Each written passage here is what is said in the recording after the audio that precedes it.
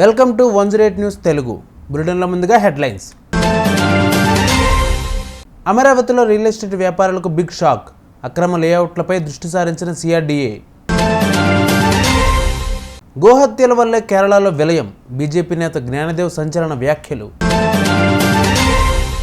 ఆర్థిక ఫలితాలు ప్రకటించిన ఎస్బీఐ. తొలి త్రైమాసిక నికర లాభం 17,000 కోట్లు. అసెంబ్లీలో ప్రతిపక్షాల గొంతు నొక్కారు. మాజీ మంత్రి వేముల ఆరోపణ. త్వరలో కొత్త రేషన్ కార్డులు ఇస్తాం. ఉప ముఖ్యమంత్రి భట్టి విక్రమార్క హామీ. రాజధాని అమరావతి పరిసర ప్రాంతంలో ఇబ్బడి ముబ్బడిగా రియల్ ఎస్టేట్ వ్యాపారులు అక్రమ లేఅవుట్లు వేసి ఫ్లాట్ల విక్రయాలు సాగిస్తున్నారు. సిఆర్డీఏ నుండి ఎలాంటి అనుమతి తీసుకోకుండా రాజధాని ప్రాంతంలోని వ్యవసాయ భూముల్లో వెంచర్లు వేశారు. దీనితో అక్రమంగా ఏర్పాటు చేసిన వెంచర్లపై సిఆర్డీఏ దృష్టి సారించింది. అక్రమ వెంచర్ల కంచెలను తొలగించింది. ప్రోక్లైన్లతో లేఅవుట్ల కంచెలను తొలగించడంతో పాటు హద్దురాలను పీకివేశారు. వెంచర్లలో వేసిన రోడ్లను ధ్వంసం చేశారు. గోహత్యల వల్లే కేరళలో విలయం. కేరళలో కొండ చర్యలు విరిగిపడి వందలాది మంది మరణించిన క్రమంలో బీజేపీ సీనియర్ నేత ఒకరు వివాదాస్పద వ్యాఖ్యలు చేశారు. కేరళలో జరుగుతున్న గోహత్యల కారణంగానే ఇది జరిగిందని రాజస్థాన్ మాజీ ఎమ్మెల్యే బీజేపీ సీనియర్ నేత జ్ఞానదేవ్ అహూజా ఆరోపించారు.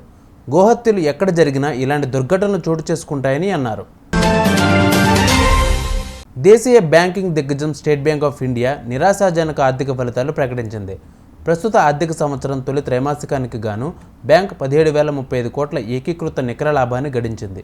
అంత క్రితం ఏడాది ఇదే త్రైమాసికంలో నమోదైన 16,884 కోట్ల లాభంతో పోలిస్తే కేవలం 1% లోపు పెరుగుదల నమోదైంది. మొండి బకాయిలను పూడ్చుకోవడానికి అధికంగా నిధులు కేటాయించడం వల్లనే లాభాల్లో గండిపడిందని పేర్కొంది. వరుస త్రైమాసికాలతో పోలిస్తే 17.7% తగ్గింది. సమీక్ష కాలంలో బ్యాంక్ ఆదాయం 1,08,039 కోట్ల నుంచి 1,22,688 కోట్లకు చేరుకున్నట్లు బీఎస్ఈకి సమాచారం అందించింది. బీఆర్ఎస్ సభ్యులను అవమానించడానికి అసెంబ్లీ సమావేశాలను వాడుకున్నారని మాజీ మంత్రి వేముల ప్రశాంత్ రెడ్డి ఆరోపించారు. కాంగ్రెస్ ప్రభుత్వం అసెంబ్లీ బడ్జెట్ సమావేశాలను బుల్డోజ్ సమావేశాలకు మార్చిందని విమర్శించారు. శనివారం అసెంబ్లీ మీడియా హాల్లో ఎమ్మెల్యేల కోవ లక్ష్మి, పాడి కౌశిక్ రెడ్డితో కలిసి ఆయన మీడియాతో మాట్లాడుతూ అసెంబ్లీలో ప్రతిపక్షాల గొంతు నొక్కారని, డిమాండ్లపై 2 రోజులే చర్చ జరపారని మండిపడ్డారు. తనకు పద్దులపై మాట్లాడే అవకాశం రాలేదని ఆవేదన వ్యక్తం చేశారు. ద్రవ్య వినిమయ బిల్లు పూర్తిస్థాయి చర్చ లేకుండా ఆమోదించుకున్నారని తెలిపారు. త్వరలో కొత్త రేషన్ కార్డులు ఇస్తామని ఉప ముఖ్యమంత్రి మల్లు భట్టి విక్రమార్క ప్రకటించారు.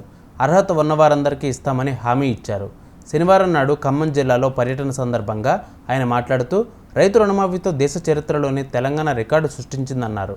లక్ష్యానికి అనుగుణంగానే అందరికీ మాఫీ చేస్తున్నట్లు చెప్పారు. త్వరలో 2 లక్షల లోపు రుణమాఫీ కూడా చేస్తామన్నారు. తెలంగాణలో రెప్పపాటు సమయం కూడా కరెంటు పోకుండా ఇవ్వాలని తమ ప్రభుత్వ లక్ష్యంగా పెట్టుకుందన్నారు. చూసారుగా, ఇవి వాళ్ళ బులెటిన్ అప్డేట్స్. మరిన్ని అప్డేట్స్తో మళ్ళీ మీ ముందుకు వస్తాను. అంతవరకు కీప్ వాచింగ్ 108 న్యూస్ తెలుగు.